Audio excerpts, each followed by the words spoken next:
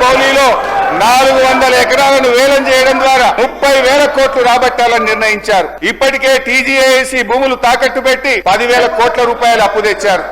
ఇప్పుడేమో హెచ్ఎండిఏ ఆస్తులు తాకట్టు పెట్టి మరో 20,000 కోట్ల అప్పు తెస్తామని మొన్ననే అసెంబ్లీలో సమాధానం చెప్పారు. అధ్యక్ష, అమ్మొద్దని ఆక్షేపించిన నోటితోనే ఇవాళ భూములను అర్రాస్ పాట పాడుతా ఉన్నారు అధ్యక్ష.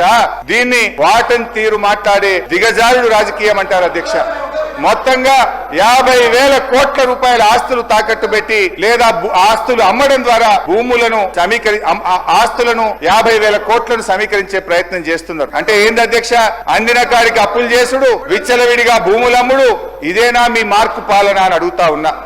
మన తెలంగాణ సభ్య సమాజం తలదించుకునే విధంగా ఔటర్ రింగ్ రోడ్డుని కమిషన్ కక్కుర్తుపడి 7,300 కోట్లకు ధర చరిత్ర ఈయన సార్ వీళ్ళది.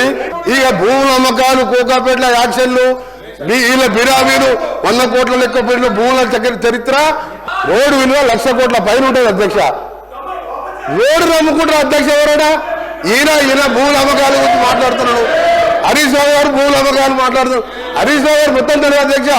హరీష్ రావు ముందు పెట్టి మాట్లాడిపిస్తారు, వెనక నడిపించే 2-3 ఉన్నారు. హరీష్ రావు మొత్తం తెలియదు. దయచేసి మీ చరిత్ర తెలుసుకొని మాట్లాడండి.